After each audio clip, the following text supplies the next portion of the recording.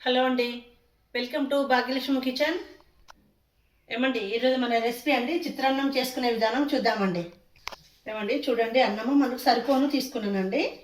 మనం ఎక్కువ ఎప్పుడైనా రైస్ పెట్టినప్పుడు అండి వేస్ట్ అవుతుంది కదండి, వేస్ట్ కాకుండా ఇలా మనం తయారు చేసుకోవచ్చు అండి. ఇప్పుడు మిగతా ప్రాసెస్ చూద్దామండి. ఇది మినపప్పు శనగపప్పు అండి, ఆయిల్ వేడెక్కింది వేస్తున్నాండి. ఆవాలు జీలకర్ర అండి, ఒక ఉల్లిగడ్డ అండి సన్నం తరిగిందండి వేస్తున్నాం. మన అన్నానికి సరిపోనండి 4 మిర్చీలు అండి. గోల్డ్ కలర్ వచ్చే వరకండి మన ఉల్లిగడ్డ మిర్చి ఫ్రై చేద్దామండి. 6 గంటల పాటు అండి శనగలు శుభ్రంగా కడిగి నానబెట్టినండి వేస్తున్నాండి. 1 కప్పు అండి పల్లీలండి, ఒక 2 రెమ్మలు కరివేపాకండి. చూడండి మనకి ఈ కలర్ వచ్చిందండి. మనం ఇప్పుడు పసుపు వేసుకుందామండి. మంచి కలర్ వచ్చిందండి. ఉల్లిగడ్డ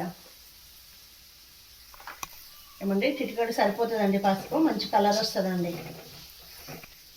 ఏమండి మనము టిఫిన్ ఏం చేయాలో తోయినప్పుడు అండి అన్నం అండి కూడా అండి రైస్ ఇట్లా తయారు చేసుకోవచ్చు అండి. లేకుంటే మనము ఎక్కువ బియ్యం పెట్టినప్పుడు మనకు రైస్ మిగులుతుంది కదండి, అది కూడా అండి ఇలా తయారు చేసుకోవచ్చు. మార్నింగ్ అండి టిఫిన్కి పనిచేస్తుందండి. 5 నిమిషాలలో టిఫిన్ రెడీ అయిపోతుందండి. ఏమండి 1 స్పూను అల్లం వెల్లుల్లి పేస్ట్ వేస్తున్నాం.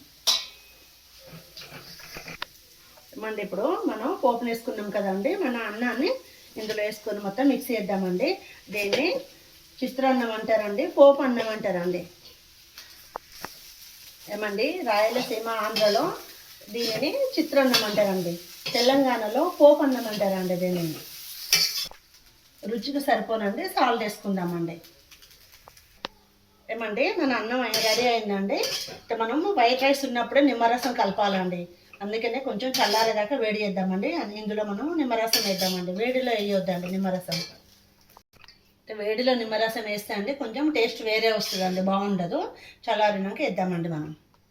ఏమండి ఒక 3 నిమ్మకాయలు కట్ చేసినండి, దాన్ని రసం తీసిన మనం అన్నంలో కలిపేసుకుందామండి. మనం మొత్తం కలుపుకుందామండి. అన్నం మొత్తం నిమ్మరసాన్ని మిక్స్ చేసుకుందామండి. చిత్రాన్నం అయిందండి, రెడీ అండి. తప్పకుండా మీరు ట్రై చేయండి. మన వీడియో లైక్ చేయండి, షేర్ చేయండి. Thank you.